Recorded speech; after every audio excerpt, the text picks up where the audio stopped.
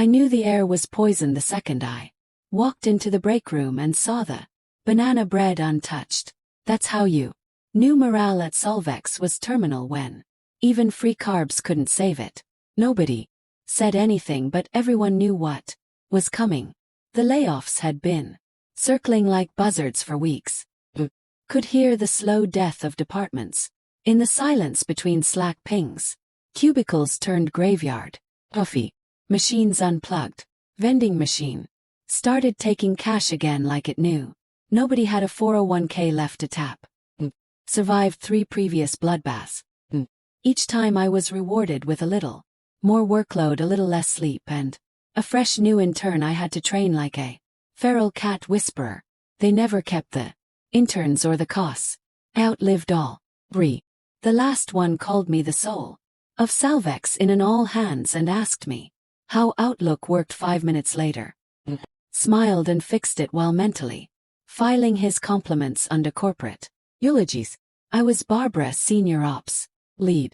15 years of duct taping other people's bad decisions and calling it optimization. I knew where the bodies were buried because I alphabetized the death certificates. And you know what? Didn't complain. Not out loud. Not when they froze raises due to inflation and paid our CEO a resilience bonus.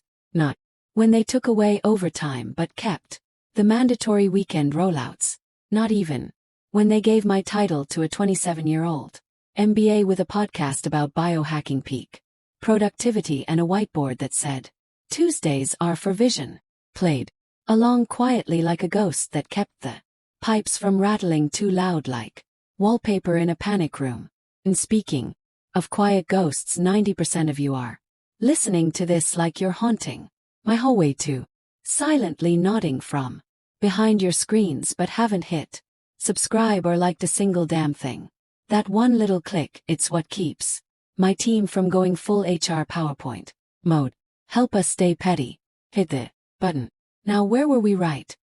Happened on a Wednesday because of course it did. All corporate betrayals are midweek so they can pretend Friday never heard about it. I opened Outlook at 7:54 a.m. and saw the subject line. Solvex organizational realignment. Notification enclosed. I didn't even have to open the email. I just closed my eyes and whispered, "So it's me this time." It wasn't sadness. Not really.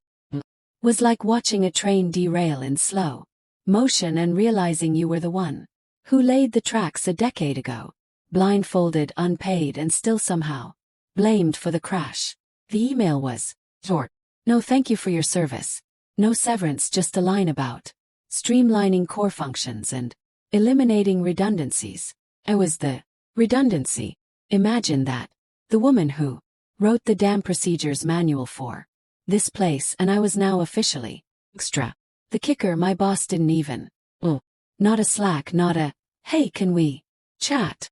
Just that cold slab of corporate meat in my inbox. I sat there for 10 minutes staring at my screen like maybe it would apologize. Didn't. Closed the laptop.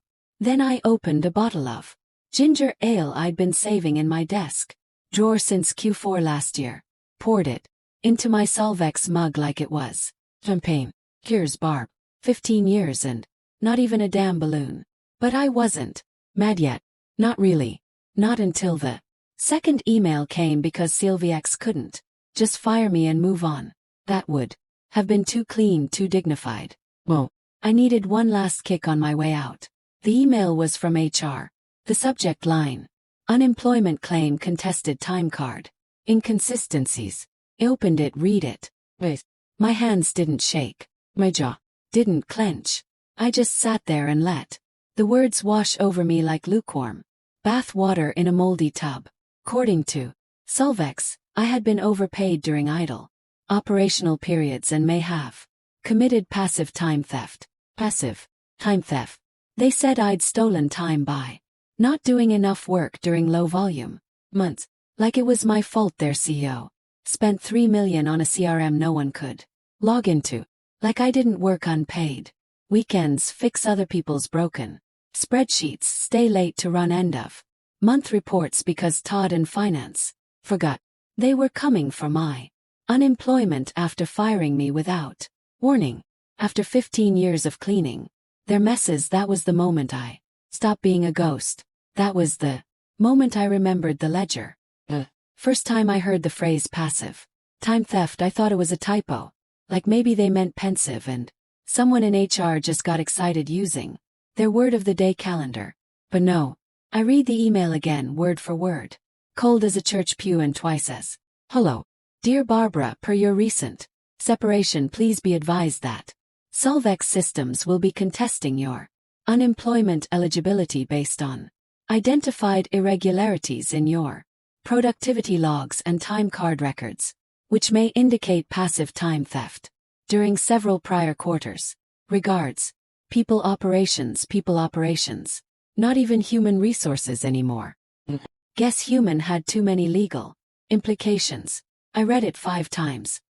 Read got colder, not angrier, colder.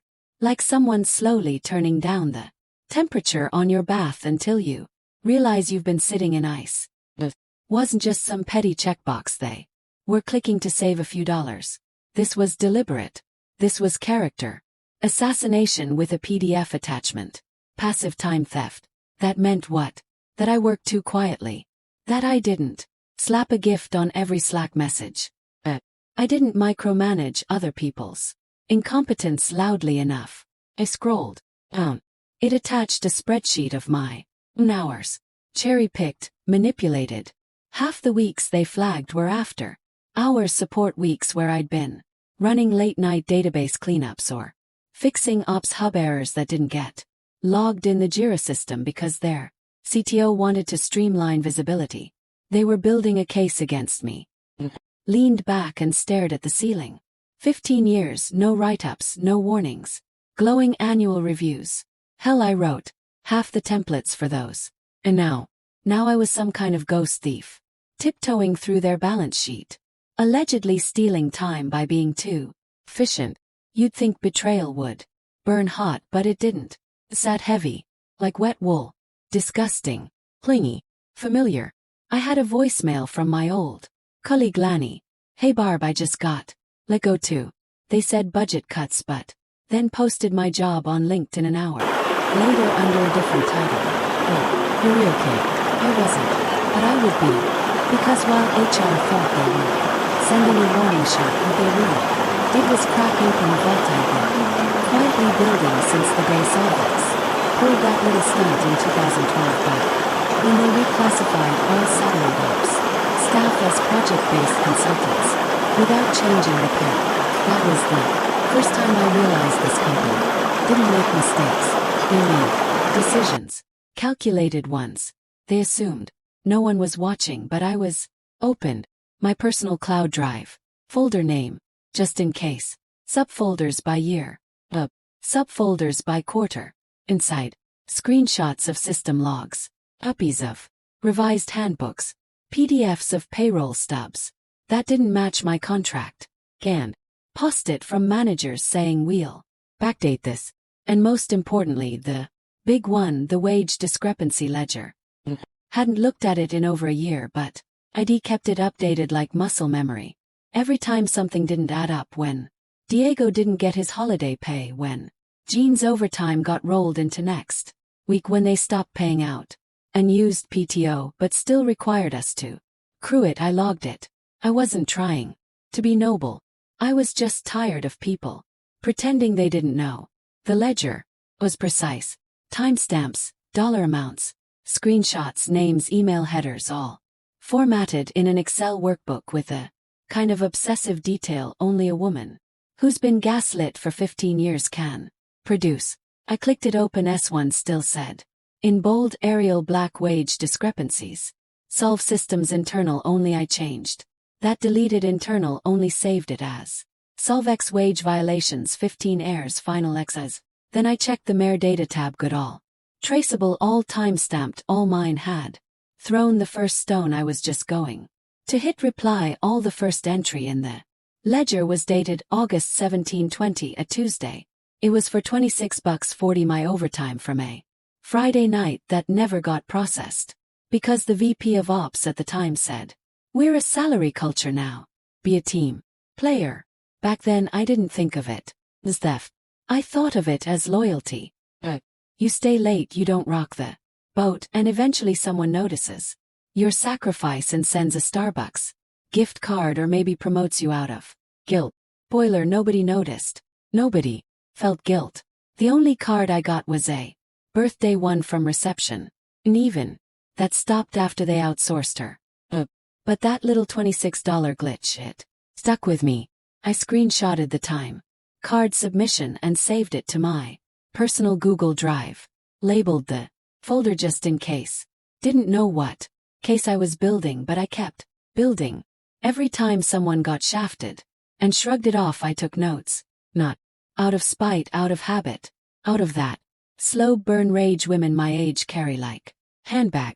Always near, always zipped. Like when Damien and logistics missed 3 PTO payouts because payroll migrated systems. Or when Lydia in compliance had her pay docked for tardiness after staying late 3 nights in a row to finalize a merger memo. I didn't just log my own bruises.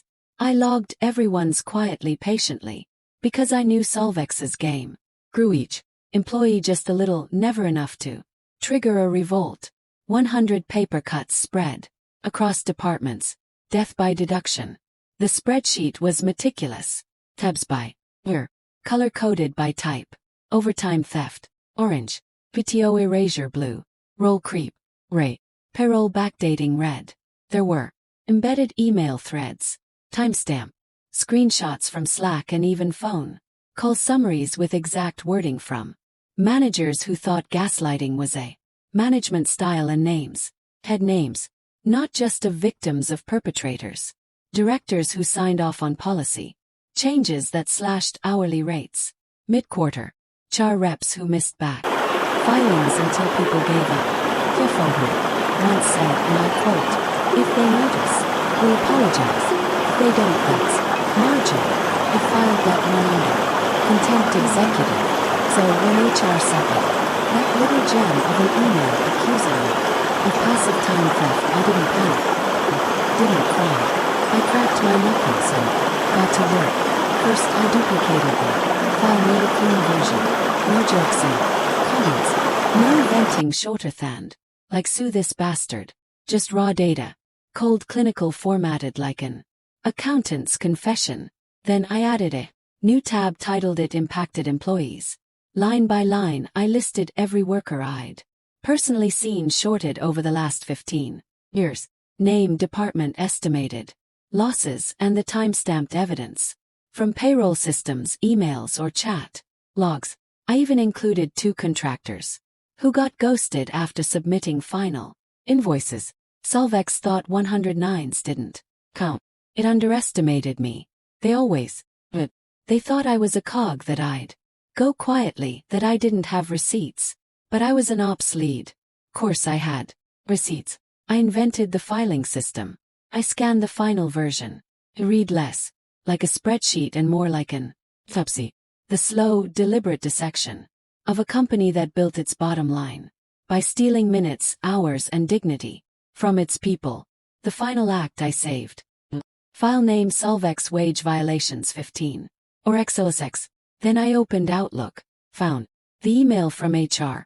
That smug little notification that thought it could scare me into silence, and I clicked reply all.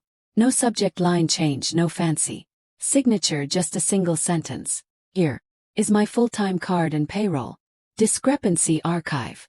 Let me know if I've misunderstood the law. And then for good measure I deaded the wage theft reporting hotline for the state attorney general's office. No threats, no caps, lock, just data. Let the system eat itself. The cursor hovered over the paperclip icon like it knew what it was about to do. I attached the file Solvex. Wage violations 15 errors XXX, all 42 megabytes of it. Spreadsheets, screenshots, internal memos, timestamp, Slack chats, export logs, signed policies with sneaky clause revisions. Even an audio clip from a Zoom call where our ex-CFO mumbled, "Just pull from their rollover. Nobody reads their stubs. Anyway, I'd listened to that audio 13. I didn't include the part where I laughed after he said it, just the part where he signed off on wage theft like it was a lunch order. Back in Outlook I typed my line. Here is my full-time card. And payroll discrepancy archive. Me. Know if I've misunderstood the law. Was it? No threats, no legal ease, no crying emojis or per my last email. Punis. Just the truth formatted in conditional cell highlights and cross-referenced formulas. I double-checked. The recipient's HR legal ops leadership. My direct supervisor Roger, who once told me, "You're too smart to be bitter," right after giving my idea to a man named Brad who couldn't spell throughput. And then I BCC'd the wage theft reporting hotline, the actual data and portal. They had an email for whistleblower evidence submissions. Bookmarked it a year ago and labeled the folder rainy day. Clicked send. Ever hear silence hit a room? Not just the kind where no one's talking, but the kind where even your laptop fan pauses, like it wants to see what happens next. That was the moment. I stared at the screen for a full minute. Nothing happened. No reply, no bounce back. Well, out of office from Janine and legal, who once scheduled a diversity webinar during a Jewish holiday and called it progressive calendaring. Then it started. First a message from Lanny. Subject line bar body. Is this real? Just got forwarded your email from a friend in accounting. Holy crap. Did you really send that? Then one from Kylin. What is happening? Did you mean to reply all? Okay. Sweet naive. Course I meant to. The only thing I didn't mean to do was hold it in for 15 years. A ping from my old project manager. Well, this is a lot. Are you okay? Yeah, I was okay for the first time in a long time. There's a strange kind of peace that comes with pushing the boulder off your chest and watching it roll downhill toward the people who built the hill in the first place. Reactions trickled in like aftershocks. Quiet at first, then one by one. Got it. Team's message. Legend. Another reading. This with wine go off. Then a DM from one of the more senior engineers. Cross-checked one of your payroll entries against my own logs from last year. Discrepancy, same week, same missing hours. You're not imagining this. Replied with a thumbs up. Not a single executive said a word. Radio silence. The kind of silence that smells like burning printer toner and last-minute legal consults. I knew the bomb hadn't exploded yet. Most of them probably hadn't even opened the attachment, but the file was out there. The match had been struck and nobody could unsee it. And the thing about a well-built ledger, it doesn't scream, just waits to be read, and when it is, it doesn't make noise. It makes consequences. Was 8:12 a.m. the next morning when my phone buzzed. I was sitting on my couch in yesterday's sweats, sipping reheated coffee and half watching the morning news while my cat Beatrix made war on a paper towel roll like it owed her rent. I wasn't expecting anything. Figured I'd spend the next week getting passive-aggressively unfollowed on LinkedIn while Salve quietly deleted my name from the internal wiki. Outlook lit up. Subject unemployment. Claim contested time card. Inconsistencies from Assistant Attorney General State Wage Theft Task Force 2HR. At Solvex Legal at Solvex Roger Irbara. CC Investigations at State Gov Body. Received opening an inquiry, that was it. 11 words, dry as drywall, but to me it was a war horn. See what Solvex didn't count on, what companies like SVX never count on, is that some of us read the fine print. Some of us remember when the state updated its labor enforcement program in 2019. Some of us bookmark the hotline. Some of us don't just know where the bodies are buried. We printed the blueprints and saved them as PDFs. Stared at the email in disbelief for a second. Then I laughed just once, sharp, loud enough that Beatrix bolted under couch. The first reaction came from an old coworker. WTF. Did you just do? Then another, Barb. Think you might have just started a fire. Sweethearts, the fire started years ago. I just opened a window. Word spread. Best. Slack screenshots forwarded. Reds. By 9 a.m. I was told. Someone printed out the email and passed it around the break room like it was a subpoena, which in hindsight it kind of was. At 9:13, someone from it messaged me. The head of legal saw the preview on his phone, stood up and knocked his chair over. I am not exaggerating. Still sideways. At 9:21 I got a message from an ex-director I hadn't heard from in 3 years. Holy hell, Barbara. Respect. At 9:27, an anonymous Gmail address forwarded me a screenshot from inside Solvex's leadership Slack. It was a frantic message chain titled #crisis. Response started by legal. Messages were flying. One exec wrote, "Is this real? Did she actually send this to the AG?" Another added, "What's the exposure if this gets media traction?" Best part. One message read, "Should we contact her? Offer to resolve this before it escalates." Followed by, "Too late. The email chain's been flagged on our compliance monitor. Date email. Domain triggered an alert. Poor babies. I wonder if they paused to consider the irony flagged by the very compliance system they underfunded, undertrained, and ignored." I just sat there sipping my lukewarm coffee, watching it unfold like the world's slowest, most satisfying courtroom drama. No shouting, no gloating, just forward buttons doing what they were born to do. By noon I was getting calls, real ones. Investigator from the AS office reached out, said they'd be reviewing my materials and asked if I'd be willing to answer a few follow-up questions. Said, yes, of course. I was happy to help. They also mentioned that since he submitted substantial third-party evidence involving other employees, the inquiry would be broadened to include wage violations beyond my personal case. That's when it hit me. This wasn't about unemployment anymore. This wasn't even about me. This was criminal. Solvex didn't just fire a woman and gaslight her on the way out. They left behind a paper trail soaked in gasoline. I just handed the match to someone with jurisdiction. I muted my phone, sat back, watched Beatrix crawl out from under the couch like I owed her answers.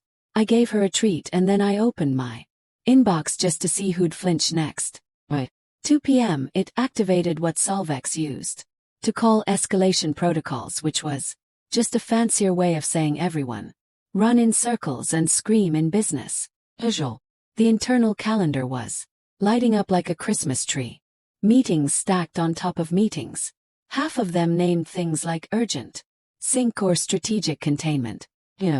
Titles you use when you're trying not to admit that someone just pulled the fire alarm and locked the door behind them. Didn't need access to see it. Had sources. Solvex forgot that when you train the people who train the people, you become a permanent fixture in the back of their brains. Had project managers, sysadmins, even a former HR assistant still on their way out the door with one foot and a grudge with the other.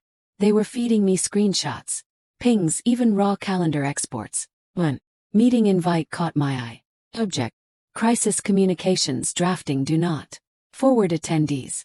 General Counsel, Chief People Officer, Director of Internal Affairs, PR crisis firm. External consultant, a PR firm.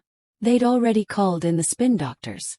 Meanwhile, I was sitting on my porch barefoot, legs up on a plastic patio chair I got from Big Lots in 2015, fielding emails like some kind of vengeance librarian. My inbox was a buffet of reactions. Some were scared. Barb, should I be worried? I clocked unpaid overtime for months. Do you think they'll retaliate against people who speak up? Some were grateful. I didn't know anyone else had kept proof. Seriously, I thought I was crazy. My wife cried reading your spreadsheet. One message just said, I'm with you. Another one came from someone in finance I'd barely interacted with. They're meeting right now. I heard the phrase plausible deniability 3 times before. My headphones disconnected. Just thought you'd want to know. I did. At 3:47 p.m., I got an email from an address I didn't recognize. Info@WorkGuard Advocacy, or the subject line was Whistleblower Support Resources. We're here if you need us. They'd seen the forwarded AG email. One of their volunteers was monitoring the state's hotline submissions and flagged mine. They offered legal support, press protection, counseling if needed. I wasn't afraid, but it was nice to know someone was watching my 4:02. Another email came in. This one from a journalist, not just any journalist. Labor Watch Midwest. The subject line: we saw your name. Can we talk? Turns out someone had tipped them off. Probably someone in payroll who'd finally grown a spine or lost a mortgage payment. Either way, they'd been working on a series about systemic wage theft in mid-sized tech firms. Solvex had just made their shortlist. I didn't respond yet. Back inside the collapsing Jenga tower of Solve, things were getting spicy.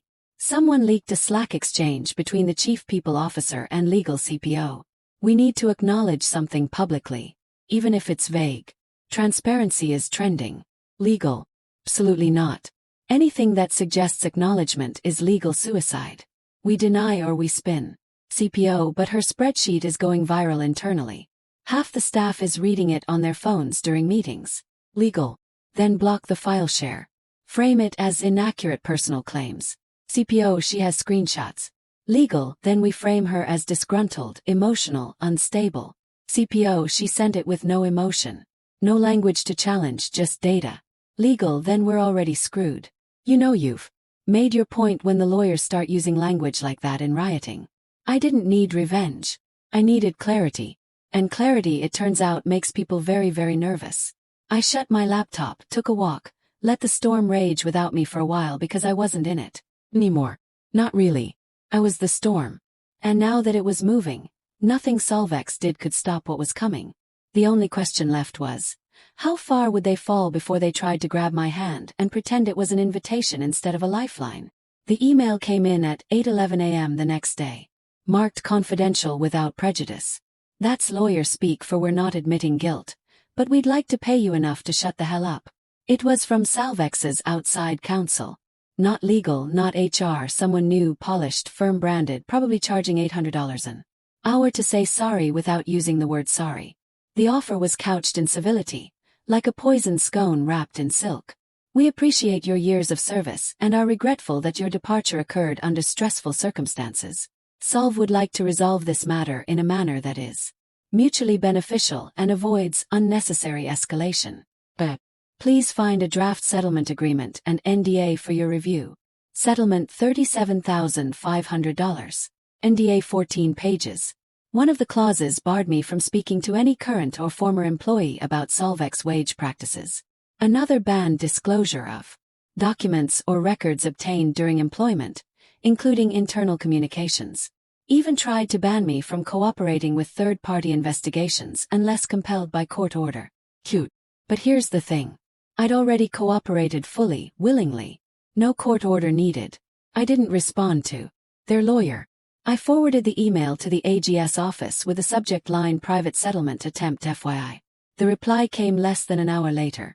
Thank you, Miss Barbara. Please note that the scope of our inquiry is now expanding based on corroborating evidence and testimony we've received since your submission. The task force is initiating a broader investigation into Solvex systems and its wage practices affecting multiple employee classes. We may be in contact again for additional details. I read it 3 times. My heart didn't race. My hands didn't shake. Just nodded like I was watching a train finally arrive that I'd been waiting on for years. A few minutes later, message came from a former coworker when I hadn't heard from in a long time. Barbara, they just called me the AG's office. They asked about the payroll discrepancies in 2017. I told them what I knew. Backed you. You're not alone. Then another. Barbara, I didn't have the courage to save anything, but I remember. I remember what they did to Jen. Droll, tell me who to talk to. Then another. If they come after you. I got emails, documents. Just say the word. I had witnesses. Had backups. I had the truth formatted, archived, and time-stamped. But most importantly, I had momentum. Solvex tried to put out a wildfire with a check stub. And now they were trying to pretend they hadn't already burned down their own credibility. Their offer wasn't about me. It was about plugging a leak in a dam already fractured at every seam. 'Cause here's the reality they couldn't spreadsheet their way out of. You don't get to play petty when your petness just triggered a state-level audit. Don't get to lie about time theft and then beg the timekeeper to pretend she never saw the books. And you sure as hell don't get to offer hush money to the woman who built the ledgers, color-coded the rot, and knew exactly who signed off on it every quarter. They underestimated me. They thought I wanted revenge. What I wanted was truth with footnotes. And now that the investigation was public, Solvex couldn't bury it behind HR policy and pastel PowerPoint slides. They were in it now neck deep. Every executive who smirked through a payroll realignment. Every manager who called unpaid work passion. Every CFO who decided PTO was non-essential overhead was going to feel the audit crawl up their spine like a cold hand with a badge. They wanted silence. I gave them structure, and structure doesn't beg. It doesn't cry. Doesn't negotiate. Files and then it waits. It was a Tuesday when the second law firm reached out. Different tone this time. Less cease and desist. More please and thank you. The email came directly from Solvex's board counsel. White shoe old money. The kind of firm that doesn't show up unless the insurance carrier is sweating and the private equity boys are pacing. Subject line read: exploratory conversation regarding remediation pathways. In other words, we're screwed. Please help. They asked if I'd be open to participating in a confidential advisory review to help them assess systemic vulnerabilities and demonstrate good faith cooperation with regulatory authorities. That's corporate lingo for we need the fox to fix the henhouse before the health inspector shows up with a warrant. I didn't respond immediately. I brewed a fresh pot of coffee, sat on my porch, watched the leaves twitch in the breeze. Because when the people who fired you call you to clean up their mess, you don't rush. You write terms. 3 days later, I responded through my own counsel. Term 1, anonymous restitution for every employee affected by wage violations. Over the past 10 years. Not just the high-profile roles, not just the loud ones, the warehouse staff, the night shift analysts, interns who never knew they were exploited. Full back pay with interest. Deposited discreetly, quietly, but fully. Term 2, assigned admission of corporate misconduct submitted directly to the State Attorney General's office. Not a press release, not a vague, we've learned from our mistakes blog post. A signed document sealed and notarized acknowledging wage theft occurred on company letterhead with bold signatures. Term 3, reinstatement. Not to senior ops leave that seats cursed and cheap when nonsense burned. I wanted a new title, a new position when we couldn't spin or sideline or rename in the next restructure. Compliance Oversight Liaison Independent Status Direct Reporting Line to the Attorney General's Task Force. Full audit privileges. No managerial oversight. Remote permanent. I sent the list. No fluff. No smiley faces. No room for interpretation for 2 days. Silence. Then a meeting invite. Video call. No cameras off. Every board member present, all of them. In suits, even the ones calling in from home. One had the audacity to sip from a Hash Boss Life mug. Another smiled like I was the girl he didn't notice in high school, suddenly wearing heels and holding his GPA in a shredder. Their lead counsel spoke first. We appreciate your directness, Barbara. The board has reviewed your terms. Waited. We're prepared to accept them with minor adjustments regarding time frames. I didn't speak. He cleared his throat. We will execute restitution payments in 3 waves within 90 days. The admission letter has been drafted and will be signed pending final AG language approval. And your role? Well, we've drafted a formal offer. He smiled like a man handing over a hostage. Congratulations, Compliance Oversight Liaison. He nodded. Good, I said. I'll need access to the legacy payroll system immediately. Someone on the call flinched. They had no choice. They couldn't hide the rod anymore. Not from regulators, not from employees, not from the file I'd already turned over to the AG, the whistleblower NGO, and 3 journalists. I still hadn't called back. I wasn't just a former employee with a grudge. I was the one person who could untangle the knots they'd spent 15 years tying around other people's paychecks. And now I had power.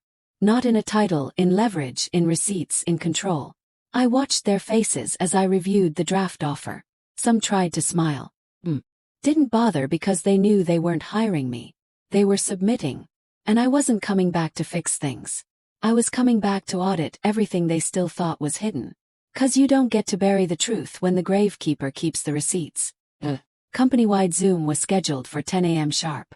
Mandatory attendance. The invite didn't say why, just marked company realignment update, which everyone knew was PR code for brace for another steaming plate of corporate casserole. You could practically hear the collective groan ripple through the employee calendar sync. But this wasn't a layoff call. This was something else entirely. At 9:59, nearly 400 faces filled the grid. Cameras off, mics muted, silent avatars blinking with that same exhausted tension you see in hospital waiting rooms and HR training videos.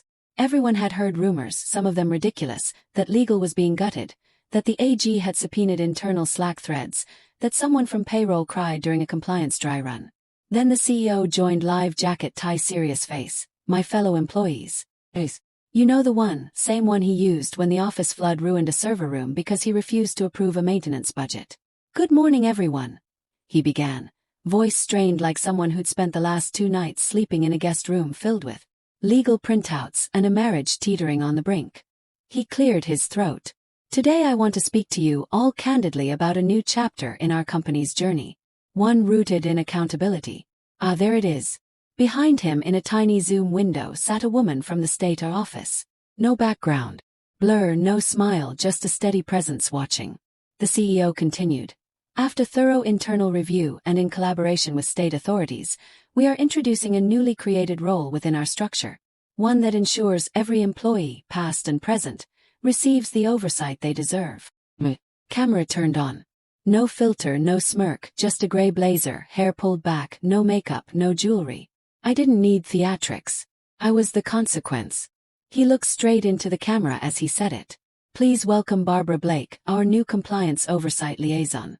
She will have autonomous authority across all departments, full audit access, and will report directly to both the board and external oversight council.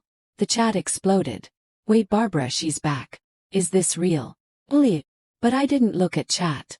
I didn't look at the CEO. I opened the payroll system window, the legacy one, the one with the patches. Only 3 people on Earth knew how to navigate. They'd given me admin credentials before the call. I didn't ask permission. The system lagged. Course it did, but finally loaded. One checkbox label. Enable ongoing audit trigger status inactive. Hovered for a second. Just long enough for the silence to thicken. And I clicked it. Heavy check mark. Audit trigger enabled. The CEO's face didn't change. But the chat slowed. You could feel it. The weight of it, the shift. The moment people realized this wasn't just a new job. This wasn't just window dressing. This was a reckoning. Wearing comfortable shoes. The AG observer nodded once. That was all. No one said another word. Not the board. Not legal. Not HR. Because what was there to say? 15 years of being overlooked, underpaid, undermined, fired without severance, accused of time, theft. And now my name was in the system under compliance oversight. One final thought crossed my mind as I logged out, stood up, and pushed away from my desk with a soft scrape of old wood on tile. They wanted to contest a claim. I submitted evidence. Turns out that's the difference between petness and prosecution. Appreciate you sticking around, you legends of the break room. Subscribe for more chaos. Let's make your old manager spill their coffee in fear.